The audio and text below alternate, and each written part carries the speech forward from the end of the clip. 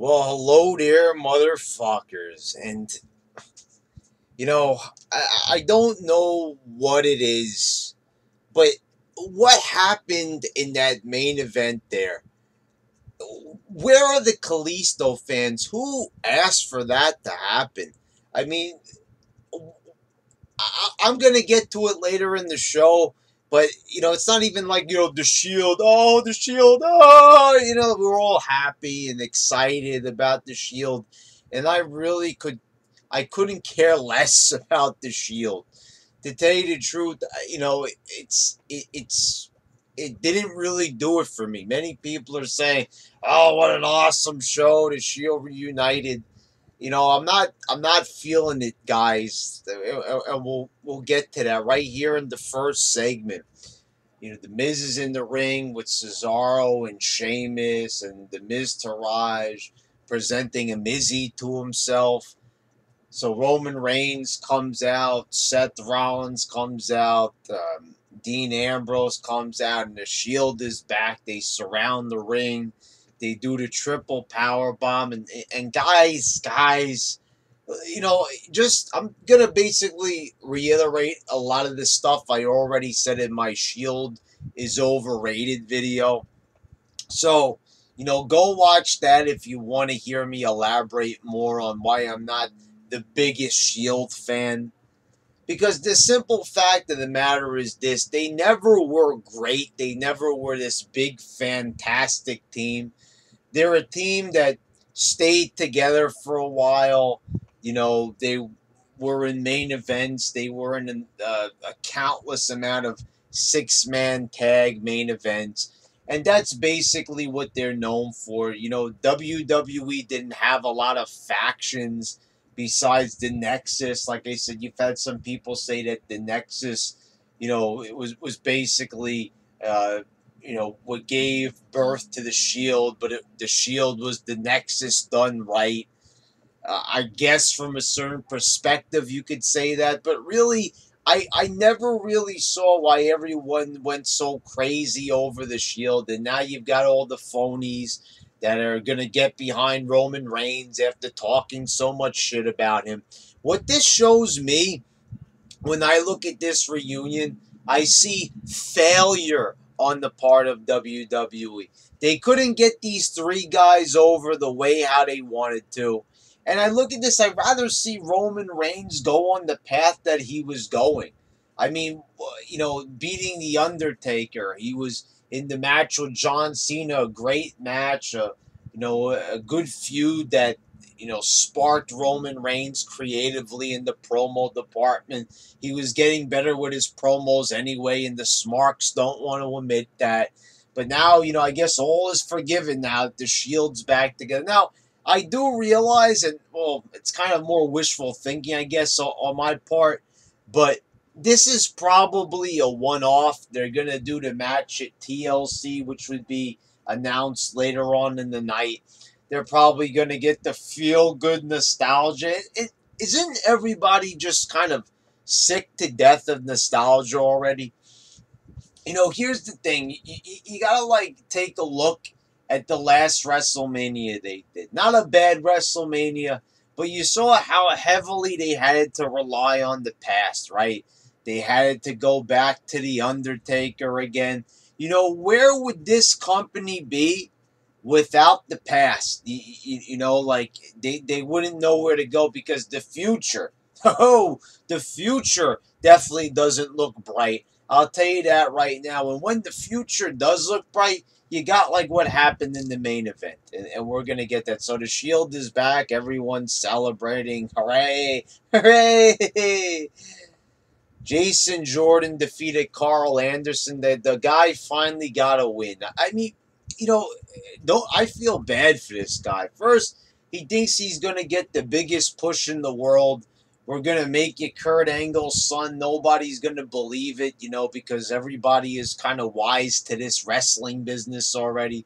But we're going to go with the storyline anyway. We're going to, make you Kurt Angle's son. And usually you would think that this would coincide with some sort of mega push. But now he's just like a new Hardy Boy. And tonight he wasn't even with the Hardys. Like, what are they even doing with him?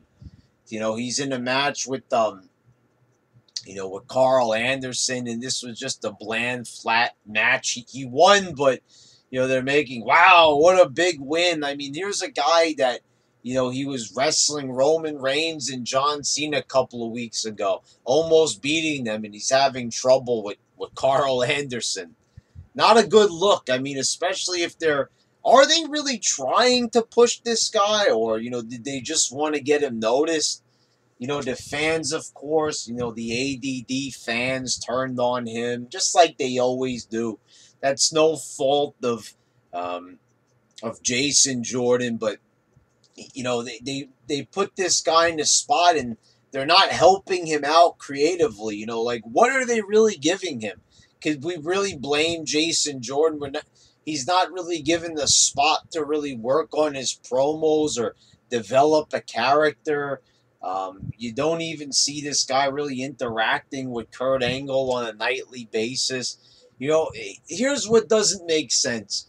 I know we're supposed to, think that he's not going to hand him everything, but don't you think if Kurt Angle and Jason Jordan were father and son, that he'd give him more opportunities, to shine? Like I said, why put him in that position to be Kurt Angle's son if you're not even going to do anything with the fucking guy? Elias Sampson defeated Apollo Crews. Titus O'Neil came out with a banjo to mock Elias. Apollo Crews ended up losing anyway. Here's the thing about Titus O'Neil. And my friend on Facebook, Jim Jefferson, was putting it in a very good way. Titus has all this charisma. He showed it time and time again. He could be funny. This banjo shit was a little lame, but once again, not his fault. Creative tells him to go out there with the banjo, trying to make the best of it. And I guess you could say, they're showing effort, trying to parody a little bit, but really, is it effort? How much thought does that really take? The guy's playing a guitar, so let's counter it with a banjo. I mean, what, are we really supposed to, what's supposed to be our reaction to something like that? What goofball is going to sit there on their couch and laugh their ass off at something like that? That there is called, just terrible comedy. That's not comedic gold. Forget about comedic gold. It's not even fucking comedic at all. So anyway, you got a guy, he's got a great body, he's got the size, 6'6", 6'7", not bad in the ring, good with the power moves, knows how to work a match. So what's wrong here? He knows how to talk. I mean, do we have a problem here? This is what I don't get. Like, people will tell you, oh, there was that time when he, was play fighting with McMahon and he suspended him. Okay, but, way before that, even when Titus was brought up from the original NXT, they weren't really doing anything with the guy. They don't really have a plan for Titus. You could kind of see that this is just going to be endless, just like a lot of things that they do. I mean, he's coming out there every night with Apollo Crews. Why would Apollo Crews follow Titus? Every single match the man wrestles, he's losing the match. And Titus is, when he does wrestle, is losing as well. And he lost even before he got hooked up with Apollo Crews. So I said it from the very beginning. Why would he join Titus's group if he's nothing but a loser? And what happened to the guy? Don't see him anymore. That's actually a good thing. But, I'm not getting it. You got two guys, they're together as losers. And one of the guys, Titus, is, he was losing before the group even got started. Why would you follow a loser? Wouldn't Apollo Crews want to align himself with a guy that actually wins? I mean, this stuff is so unbelievable. You look at it and you see it's really written by a bunch of retards. We're supposed to sit there week after week. This sure is some quality wrestling. I mean, You sit here week after week and you see Titus coming out with Apollo Crews. It's the same shtick. The only difference is they added in the banjo this week. And Elias, another guy, great body, the size, good in the ring. He's got a gimmick that it's the same shtick week after week, coming to the ring. Nobody goes anywhere in this company. And the Shield reunion is proof of that. We're already going backwards after 3 years. Oh, Brad, it's just nostalgia for one pay-per-view. Oh, okay, but where are we going to go after that? Then we're going to just be thinking of these guys once again as former Shield guys. There's no point to it. Roman Reigns is, yeah, okay. I'll get to it later on because I'm going to go on and maybe even make a separate video about this because I just find it very upsetting. Enzo and Angle were in the ring, and this is how you do a promo here. Take notes to all the smarks that are knocking Enzo. And what is the deal that they have Corey Graves going in on Enzo so much? If Corey Graves is supposed to be the heel announcer, I noticed something. Why does he knock Enzo and Elias all the time? I'm not getting it. What is it with Enzo if he's supposed to be a heel? Why do they have Corey Graves get on him so much? Is that more about the bust shit? With Enzo, talking all cocky and bragging and everything? Are they purposely having, him take shots from the commentary table on purpose? Last week I didn't even catch it, but he says, "Oh, I hope he takes skiing instructions from that that Bono guy. Actually, it's Bono for Sonny Bono, but like what a retarded ass thing to say. I mean, so basically, Sonny Bono died in a skiing accident. You're gonna have the guy say that about Enzo." That there, you want to chant, that's too far at Jinder on SmackDown for, making fun of a guy's facial expressions. That's a little bit too far. I mean, you're basically saying you hope the guy dies. All the years of Jerry the King Lawler and Bobby the Brain Heenan saying stuff, they never, said that they hoped the guy died. Did anybody catch that last week? Because I actually didn't. It wasn't until I listened to Russo's podcast, that I went back and I listened and I was like, holy fucking shit. This guy actually said that about him. I was like, Graves needs to shut the fuck up already. First of all the smarks love him. He's an extremely overrated announcer.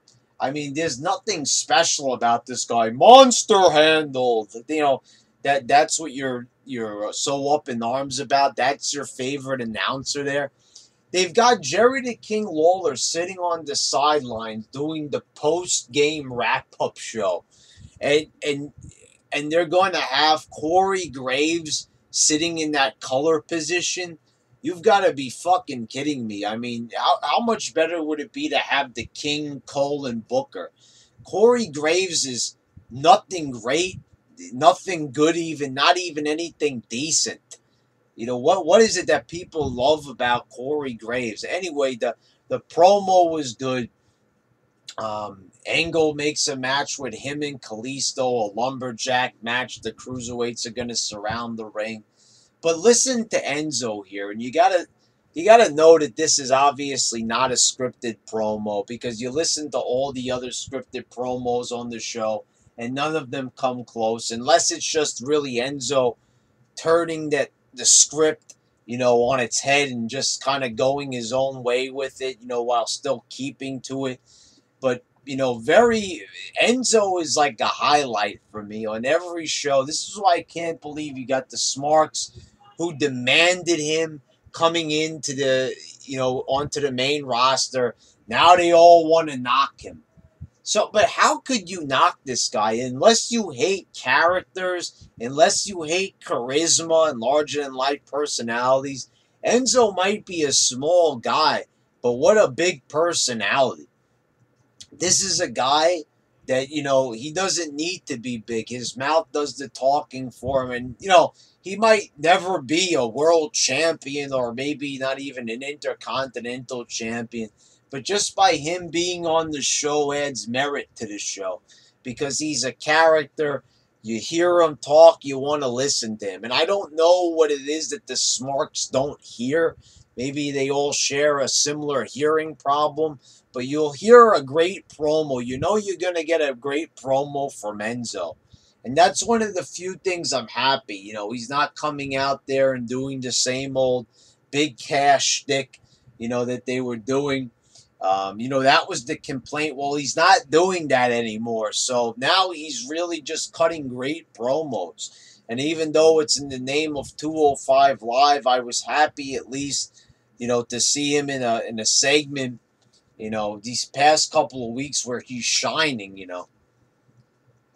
Strowman beat Matt Hardy in the ring, just a clean win. Kicked out of the twist of fate after one.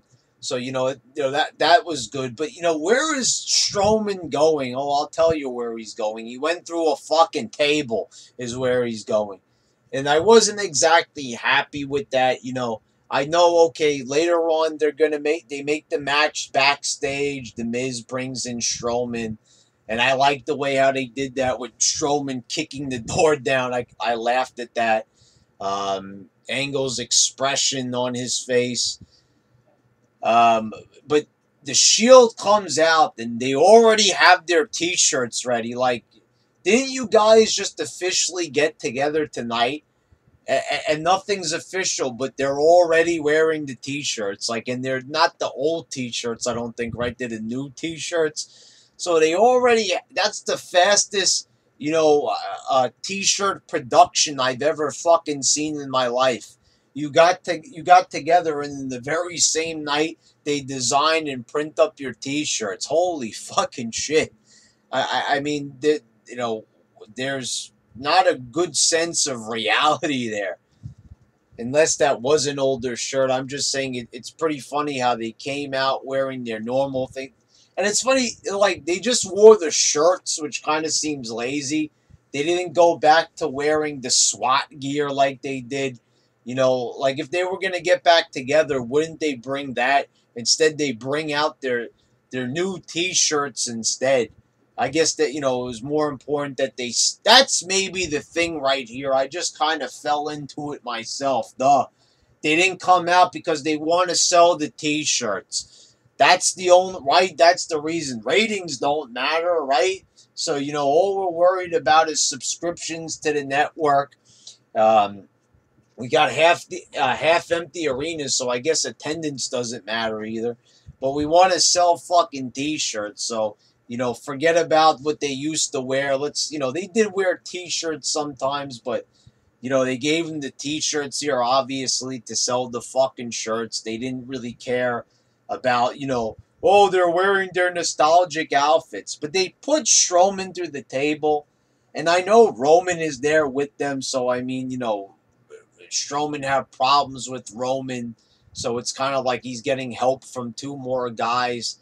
But I just, right after losing to Lesnar, to have Strowman in a position where he looks weak or vulnerable, that's the part that bothered me. Okay, later on he's pissed off, he's knocking doors in and shit. That's fine and everything, but I don't like having Strowman losing his heat at all. Because this is a guy where they built him up. A lot of people are behind him, even the Smarks, even the few casual fans they have left. I don't like seeing the guy put in a spot where he might lose his heat. It's very important, especially if they weren't going to give him the win at the pay-per-view, that you put him in a position where he's not going to look vulnerable or weak. Make it look more like Brock just kind of beat him on the fluke. I don't know. Having him put in this TLC match. I mean, it will probably be a good match. I'm interested to see it up to a point, especially now that Strowman is in it. Strowman and Reigns, we'll get to see some of that again. That good feud. Some of that will be rekindled. But aside from that, I'd rather have seen Strowman moving forward, in some way. Right now, you see them in like stasis. They're not really going anywhere. We're back to square one with the Shield. Um, Mickey James and Alexa Bliss had a little promo together. Mickey James called her biscuit butt. Mickey James looked fucking hot here. I mean, holy fuck. Actually, they both look good. But Mickey James and they played off of each other well. Alexa showed the video. It was kind of like an old timey black and white video of Mickey James. They're making fun of her age again. This is kind of getting a little bit old and tiresome. And I noticed somebody even put this up on YouTube. They made a comment on a video and said that you notice that Mickey James always gets the bullying storylines. Well, I don't know what other storyline she was in, but I still remember the late cool shit where they were calling her Piggy James, which was fucking ridiculous because she's always been in great shape. That was a bit perplexing. But this was better than having adult diapers put in her locker room and shit. At least they actually made this a bit more adultish in a sense. Um, you know, so this is a good feud. I don't want Alexa to lose the title, but I wouldn't mind seeing Mickey have one last run. She does deserve it. I don't know why for like the whole year they pretended like she didn't even exist. They would just insert her into random multi women matches and shit. Now all of a sudden, they realize that Mickey James exists. But a decent little back and forth between them. Like I said, it was nice that they didn't go back to the diaper shit. She did make fun of her age, but they did it in a more creative fashion. Even though I'm not a big fan of the, hey, take a look at this video on the Titantron shtick. I'd rather them use their words in a more cunning sense, and be more creative verbally than having to resort to a fucking video. Brian Kendrick and Jack Gallagher. Well, I haven't said that in a long time. Gallagher. Now he's a little bit more evil. He's been hanging out with Kendrick. And they defeated Cedric Alexander and who the fuck? Oh, Mustafa Ali, the Lion King motherfucker. So Brian Kendrick, this guy had charisma. We saw him, he used to dance around on the entrance ramp as the Brian Kendrick. We saw him acting, goofy and lovable in TNA. And at the end of this match, Kendrick wins in. He's just raising his arms, just like a bland, like nobody. And I'm like, what a fucking waste. You have these guys, and I'll be honest, I don't like Gallagher. This guy looks like a total schmuck, but at least he's attempting to have a character. Did I say something positive about him? Sort of. I mean, at least the guy makes an effort to at least have some sort of charisma. You look at these guys like Mustafa Ali and Cedric Alexander, and you're like, why even bother? But Kendrick, what a waste. This is a guy that has a personality. He showcased it in the past, and now I'm looking at him, and now it looks like a bland, boring guy on the roster. They just raising his arms so bland and generically. It just, what a flat cruiserweight match. Also, like, what was even the point of this? You're gonna have a cruiserweight match in the main event of the show. Why even fucking bother having this mundane shit like right here? They did the thing with Strowman kicking in the door. Then we had Finn Balor coming out for a promo, and holy fucking shit, fuck boy Balor. Once again, boring the fucking shit out of me. I'm not scared of Bray, blah, blah. Oh my god, like, they have this guy come out here trying to act like a tough guy, and you look at him and you're just like, what a fuck boy. Seriously. What a major FB. I mean, this is a guy that really does not have a shred of charisma. They even had Dolph Ziggler come out and say it on SmackDown. He is a charisma vacuum. Bray Wyatt got on the Titantron and did the Sister Abigail shit, and you could tell that it's just a digitized Bray voice. But I mean, at least they're showing some effort. For a while, they were going to make Sister Abigail a separate character. Think about how that could actually turn out if you took one of the women on the roster and turned her into Sister Abigail. How over would one of these people be? Like, take somebody that you're not even doing anything with. Emma, for instance. Emma, Dana Brooke. Take one of these, or Bailey, for instance, who's not going to ever get over with her current gimmick. But, I'll say Bailey is talented in the ring. Imagine if they got somebody like her and paired her up with Bray. That would be a classic combination. They are taking this route. They did make it a tad bit creepy. But, I always feel like Bray is not moving forward in any way. Does anybody remember that this guy was the champion at the beginning of the year? And this feud is going on way too fucking long. I mean, holy fuck. How long are they going to keep this up?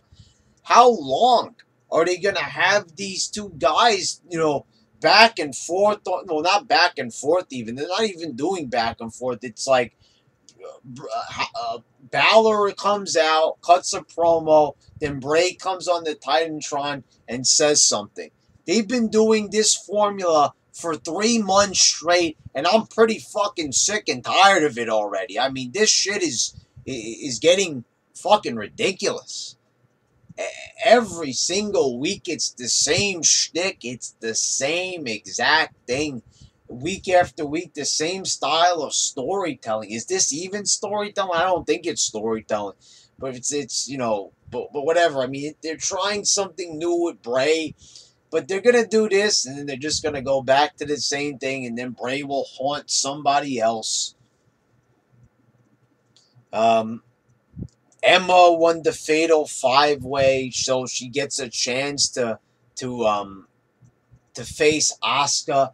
I'm not a big fan of these matches. They're wrestling, not for a belt, not for number one contendership or anything, but they're wrestling, to wrestle another wrestler. Okay, it was different when they did it a couple of years ago on Raw, where CM Punk had to win a match in order to face The Undertaker at WrestleMania, because that's a distinct honor of some sort, but wrestling Asuka is a distinct honor. I know they're trying to play that up in the videos, but who seriously is going to buy that shit? You're really going to wrestle that hard just to wrestle another wrestler? You're not getting a belt out of it or anything, but Emma wanted to win, so vigorously, right? That she was going to wrestle her heart out just to wrestle Asuka. Asuka of all fucking people. Or as William Regal likes to say, Asuka. Why is it not Asuka? I don't understand. Why is there even a U in her name if we're not even supposed to pronounce it? But, once again, guys, we're supposed to pretend Asuka's a legend. We're going into this. The girl doesn't even know how to fucking sell. I keep bringing up the greatest example that I had when I knew that she was a shitty fucking wrestler. Dude, she doesn't sell. You're not a good wrestler if you don't sell in the ring. Anybody could take a move and get right back up, right? They're fake moves anyway. But to pretend like those moves actually hurt you, and to pretend like they hurt and play into it in the storytelling of a match, that takes talent. And I'm not seeing that from Asuka. But once again, oh, she's great. I'm not seeing it. Why is she great? there's no great promo. She doesn't speak English. She's smiling all the time. I'm not really. Like what is the appeal here? Outside of the fact of her being Japanese and a couple of guys on here, I'd fuck her. I mean, come on. Some of you guys would do anything with a hole, I swear to God. I mean, really, you're attracted to Asuka? Are you really listening to what you're saying? You look at this girl with all the colors and and that's what you're attracted to. That to you is an attractive woman. Whatever you say, guys. Whatever you say. Balor is in the back. I know what I have to do. What a fucking nerd. For fuck's sakes, man. Get yourself some promo skills. Do something to even fool us into thinking you have charisma besides the fucking paint job that you're going to do. We all know that means that you're going to put on the makeup again. You're going to be the demon. You're going to go against Sister Abigail. Whoa! So excited. In the main event, we had our Lumberjack Cruiserweight match. Kalisto is all excited. Eddie would be so proud of me. They can't get this guy over any other way. Give him the U.S. title. Have him beat a guy triple, quadruple his size and ride back, which was fucking ridiculous, by the way. Like a year ago, like 2 years ago, actually now. And now they have to take the name of the most famous Hispanic wrestler that they had besides Rey Mysterio and have him use that guy's name prior to the match in order to get him any sort of fucking heat behind him at all. I mean, what a desperation move right there to have him pander in that sense. I'm using Eddie's name. He'd want me to win the belt. So they have this match, and the superplex to all the guys on the outside was pretty cool. But then at the end, Solito del Sol off the top, and Enzo loses. His first title defense, and the man loses. What the fuck are they thinking? So, you took the belt off of this charismatic heat magnet that's in the ring with Kurt Angle just an hour ago, cutting a great promo, drawing heat on himself, getting eyeballs on him. Enzo's got the look. You look at him, you see a star, you hear a star. The only thing that Enzo doesn't have is the great body and the size. But you take a look at the whole cruiserweight division, and you see that they don't have that either. So why take the belt off of him so soon, just to give it to Kalisto of all people? And it was like last week they make this big announcement. You think that fucking Rey Mysterio is coming back, or one of the big time luchadors like Rey Mysterio or Rey Mysterio. You don't know any other luchadors that are that popular. But anyway, thing is, Jushin Thunder Liger. Anyway. Not really a luchador. But anyway, you think that somebody famous is going to come out, someone big time, and they bring out Kalisto, who's never been popular. He could get a few people to do the lucha chants with him and shit, but this is your champion, a bland guy with a mask.